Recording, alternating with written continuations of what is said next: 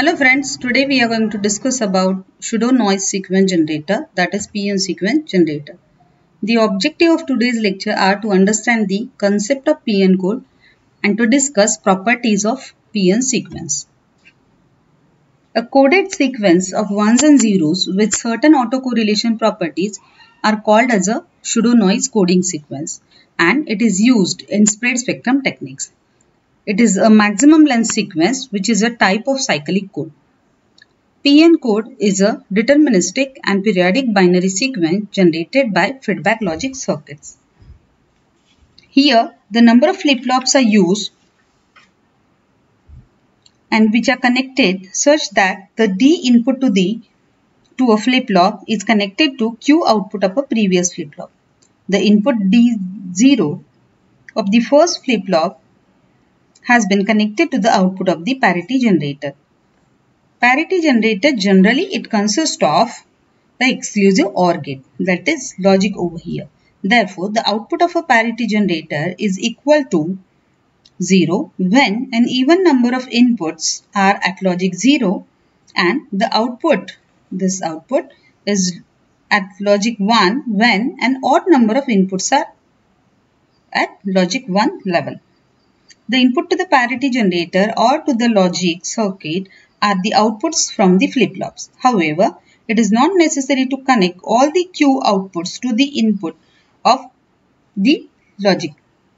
The output of a parity generator or logic circuit is logic 0 when even number of inputs are at logic 0, and similarly it is logic 1 when odd number of inputs are at logic 1. The character generated by a PN sequence generator depends on the number of flip-flops used.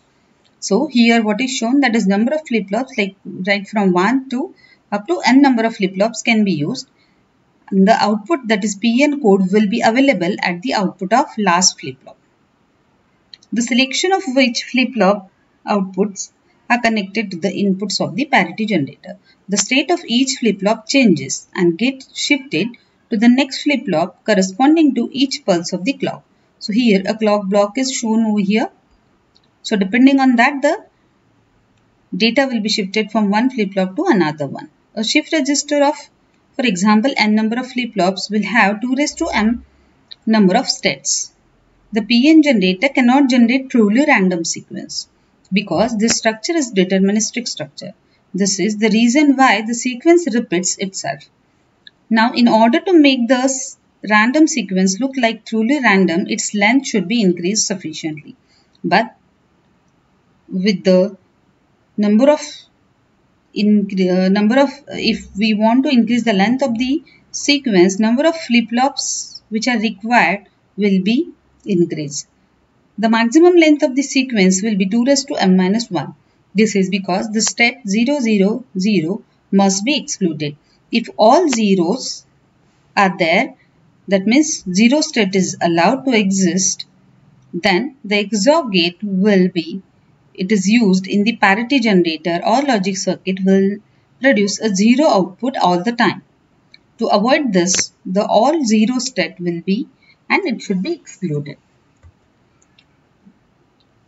A design of PN sequence generator consists of n number of flip-flops and feedback logic circuits, and it forms the multi-loop feedback circuit.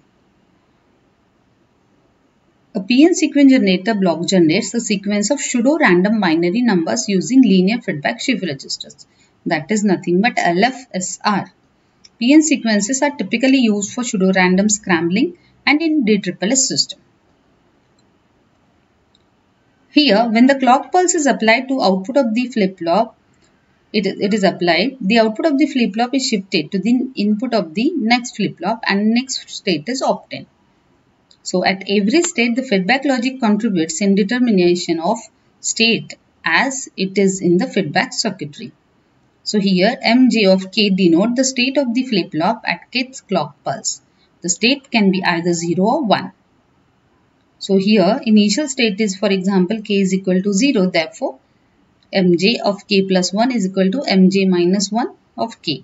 Whereas k is greater than or equal to 0 and j is, it is in between 1 and n.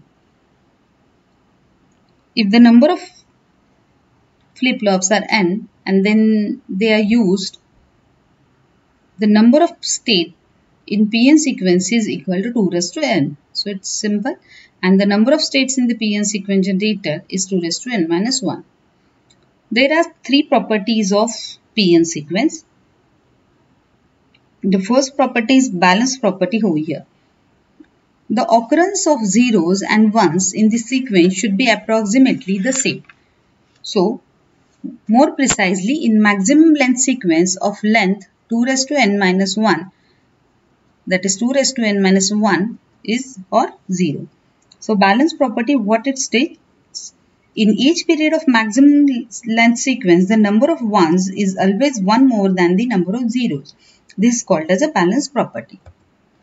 The second property is run property. This property states that among the runs of ones and zeros in each period of a maximum length sequence, 1/2 the runs of each kind are of length 1, 1/4 are of length 2, 1/8 are of length 3, and so on.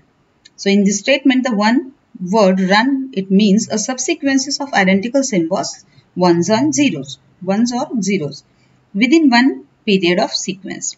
And the length sequences is the length of the run. So total number of runs will be here m plus 1 divided by 2 if an m stage feedback shift registers are being used. The third property of P-n sequence is correlation property. This property states that the autocorrelation of a maximum length sequence is periodic and binary value. So, correlation is a measure of similarity between two sequences. When the two sequences compared are different, it is the cross correlation, and when they are at the same, it is a autocorrelation. So, mathematically, the correlation between two sequences x of k and y of k as a function of the time delay m is expressed.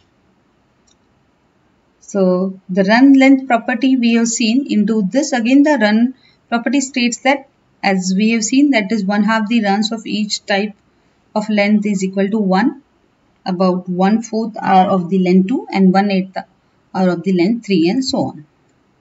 Now we can see one example over here. It is asked to generate a P-n sequence for transmitting message through FHSS system. So in this, the period of P-n sequence which is given is 2 raised to 4 minus 1, that is 15.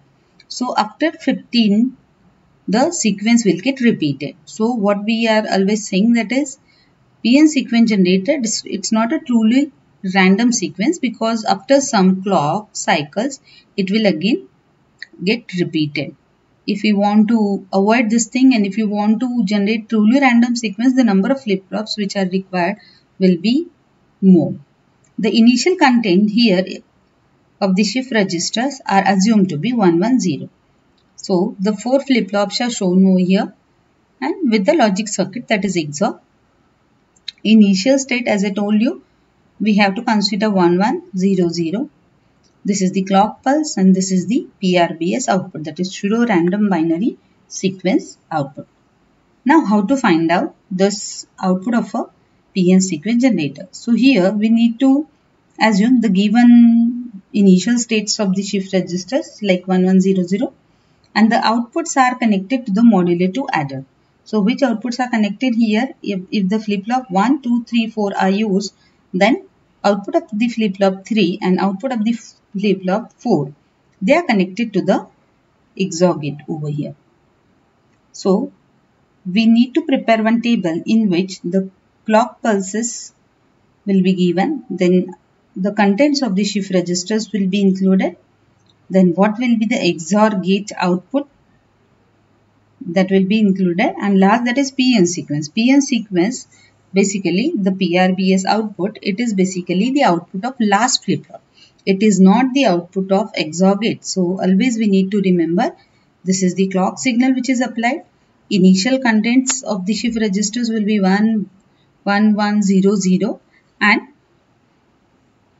depending on the clock pulses, the data will be shifted from one flip-flop to another one, and then we are getting a random sequence over here. So this sequence is nothing but the output of last flip-flop. So here the clock pulses are written, the Q4, that is content of 4th shift register, similarly content of 3rd shift register, content of 2nd shift register, and contents of 1st shift register. And as we have seen in the diagram, we can find out the flip-flop 3rd output, it is connected to XOR gate, and 4th flip-flop output, that is Q4, it is connected to XOR gate. So XOR of these two, that is Q3 and Q4, will be resulting in the output of XOR gate, and that output is again applied to your first flip-flop. So the same drama will be repeated as we have considered the initial content of the shift register 1 1 0 0. 1 1 0 0. So if we find out the XOR of these two, like Q3 XOR Q4, so we know that is if even number of ones are there, then output will be 0, and even number of zeros are there, also output will be 0.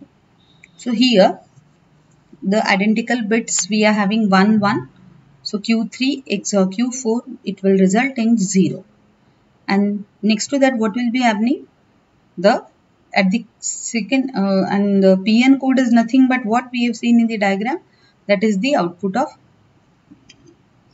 last shift register, that is Q4.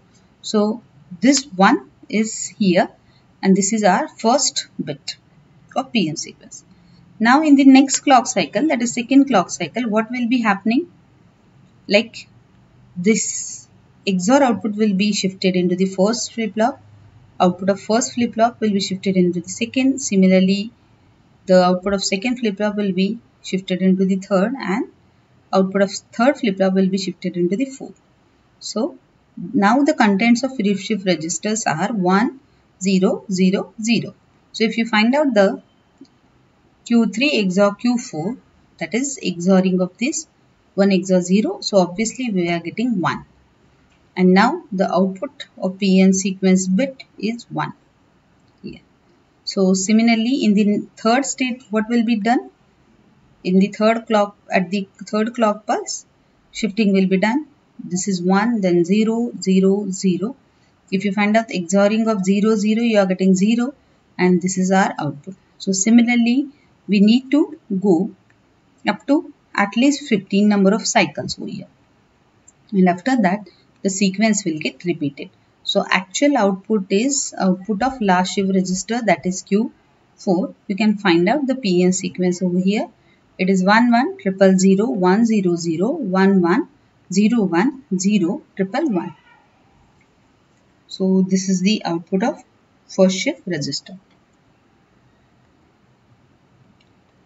Now we have seen here the properties of the maximum length sequences, that is balance property, run property, and correlation property. Whereas in balance property we have seen in each period of maximum length sequence the number of ones is always one more than the number of zeros. In run property we have seen that is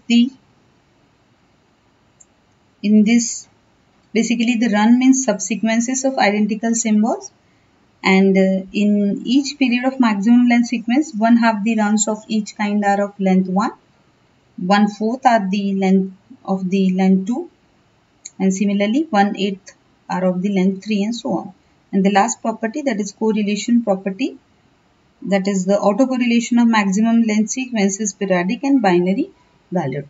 So in today's lecture we have covered like what is PN sequence, what is the concept of PN sequence, then which are the properties of PN sequence, and how to generate this with the help of shift registers and logic circuitry, and how to find out our PN sequence output. And if we want to generate truly random sequence by using this circuitry, then what should be done? That the only one way we are having, that we can increase the number of flip-flops which are used over here, so that obviously we are getting a sequence which is randomly generated, but again after number of cycles it will get repeated only.